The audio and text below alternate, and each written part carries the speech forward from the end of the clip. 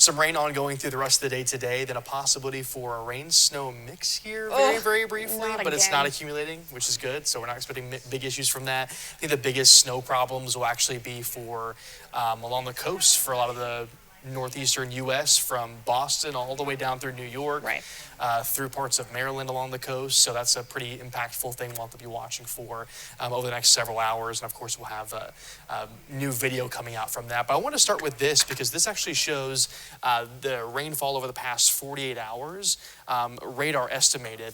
So for the triangle, we have some spots that have seen around 0.4 of an inch up to maybe around 0.6 of an inch. There's that stripe in blue that goes from around Siler City up through Morrisville, through Wake Forest, through Lewisburg, all the way up through Roanoke Rapids. And so a decent amount of rain there, but still not, drought busting rain, just a good bit of rain over the past couple of days. It's been more of that steadier rain. We've seen a lot of steady light rain, but then some pockets of moderate to heavy rain mixed in sometimes over parts of our area. Also quite breezy today as well. Max wind gusts still forecast to be around 30 to 40 miles per hour, with those strongest gusts likely towards the mountains around 60 miles per hour. But, we got winter storm warnings in place there, so yes, most likely because of the very breezy conditions plus the snow possible there. Then along the coastline, of course, you'll see the strongest gust as this area of low pressure works its way along the coastline. The low brings us rain, a brief rain-snow mix, and then it will finally move out. So multiple impacts across the state, and we'll see those continue as the system slowly exits the region. So I wanted to start with Futurecast real quick. 7 o'clock this evening, I wanted to kind of show you the timing of some of that rain-snow mix. I think by around 6, 7 o'clock this evening, we'll see that rain-snow mix become a little bit more likely. But this is mainly going to be for areas along and northeast of the triangle. So don't expect to see a bunch of snow everywhere. Right. This is going to be a wet snow as well. So this will be a little bit different than I don't know, how many weeks ago was it now that we had snow? I don't know, but I want to forget. Yeah, I know. I want to forget it. So this won't be accumulating significant accumulations, probably just a light accumulation, and mainly along and northeast of the triangle up towards South Hill, Roxborough, Rocky Mount. It doesn't last very long. You can see around 8, 9 o'clock, there's still some snow lingering, but then around 10, 11 o'clock, there's just not as much, just some lingering cloud cover, and then we'll start to see some clearing into Monday morning. I don't think we'll be totally clear on Monday. We'll still have a mix of clouds and sunshine. Okay, big story here.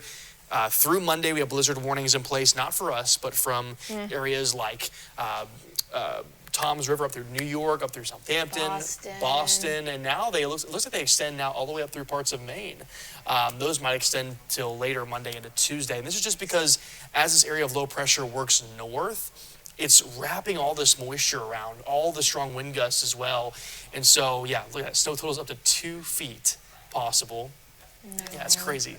And then gusts up to 55 miles per hour possible, and the visibility will drop below a 1/4 mile. It has to meet all this different criteria in order for it to be classified as a blizzard. And so that's why it's only issued in certain instances where it's really needed. It's been a long time since we've seen quite the spread of blizzard warnings across a big stretch of the New England states. Again, falling, blowing snow, also at least 35 mile per hour wind gusts, visibility below a 1/4 mile, and at least for 3 hours. So it has to be a prolonged event, and that's what they're expecting there. Look at the forecast snow. This is crazy. I mean, these areas in pink, really pale pink over here, maybe pale purple, more of a lavender color, I guess you could say. 36 inches. That's crazy. that's 3 feet of snow. Gosh. And that would be for a lot of Jersey up through possibly Long Island.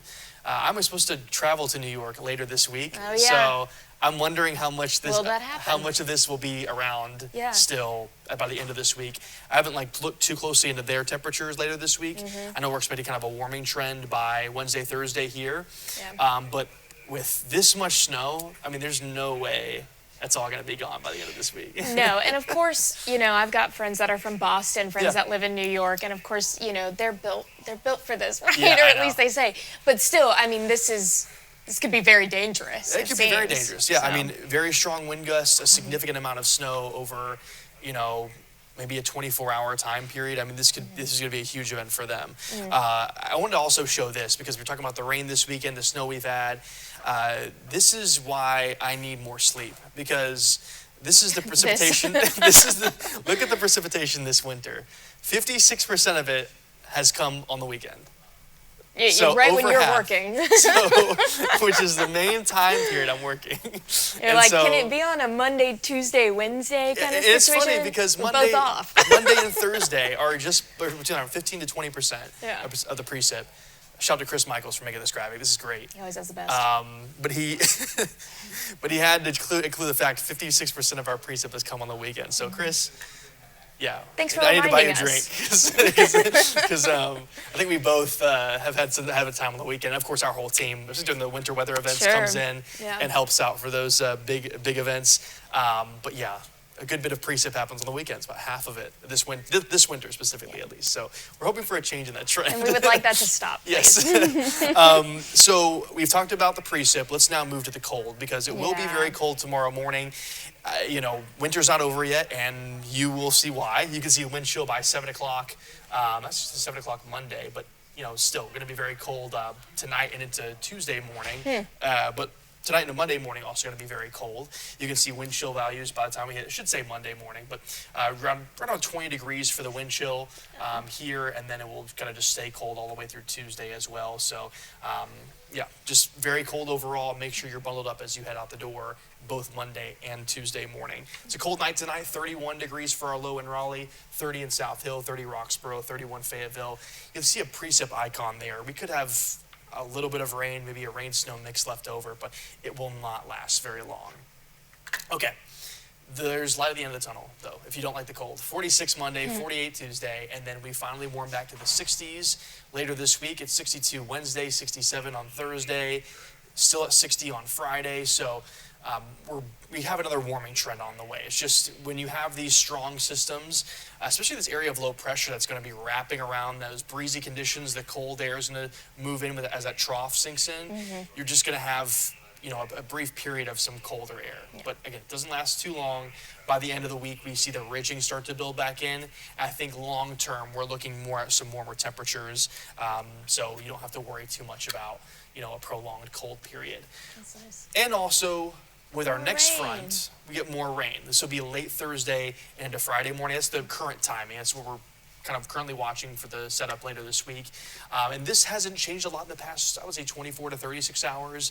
The trend has been more so Thursday night with that front coming through. Of course, we're still 4 days out, so we can see changes with that. But if you're looking for some more rain, which we are looking for some more rain, that's our next rain chance. We definitely need a lot more rain. This was the latest drought outlook. Have you seen much about the drought stuff? I have seen it on WRAL. All right, well, good. You all have been talking about this for a while. Like, not to be funny, but you all have been talking about how this has been a problem for our state for some time. Yeah, it's been a very dry past several months, and I know there's people on Facebook like, why are you crying wolf over this? I feel like every week you're talking about this, the drought like continuing to get worse, and like it's the same thing, and I know we do have mentioned it a lot, especially when we get these new drought updates every Thursday. But the main reason for this is if this sticks around and we can't get a significant amount of rain and we can't break from the drought, then that means prolonged impacts for farmers. For people that have docks. It can be harder for like maybe boat docks and other things like that have to close off because there's just not enough, it's not safe at that point. So there are multiple impacts that come from a prolonged drought. We still have like 98% under a moderate drought, 76% of the state under a severe drought, and now 5% of the state under that extreme drought. And that does include parts of our area up towards Rocky Mount, Roanoke Rapids, parts of Nash County as well. So I know we've talked a lot about this. We're just it's a reminder that we still do need a significant amount of rain. We'd actually need probably between 5 to 7 inches of rain for much of our area. And if you're back towards Charlotte or even back towards Asheville, they need closer to probably 8.5 to 10.5 plus inches of rain or precip of some sort or really rain. This is a rain needed. If you get a foot of snow, it's still not going to be. Snow is actually different in terms of the liquid equivalent. So it would take a lot more. So it would take a lot more snow than rain to break the drought. But yeah, still a good bit amount needed. We've gotten some this weekend. That's been a little bit helpful, but we need a lot more. Okay, a couple reported photos real quick. We've had rain, obviously. That's been the big story the past few days. So Daryl out of Wake County sent this in. This was awesome. I showed this last night. Look at those wisps. I know, it's a sheet of rain. It's so cool. This is kind of just it looks like a wall of rain moving in.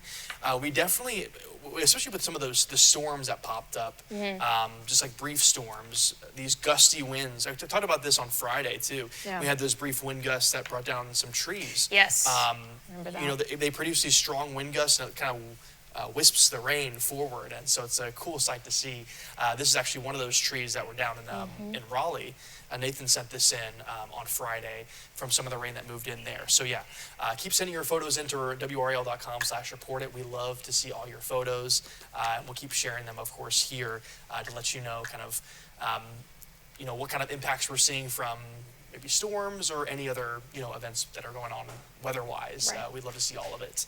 Right. We also had a bunch of snow out west. We did. And that was a big talker because, areas like back towards Utah, they had been missing a lot of snow that they typically see, and now they finally got a big snow. But it's caused some issues too. Yeah, so, if you've paid attention to kind of national news, we had 9 people killed in a avalanche in California, at Lake Tahoe, and then this is an avalanche from Utah, a father and son snowmobiling. The father was killed, and the son found him under the snow. So just really, really scary kind of conditions there.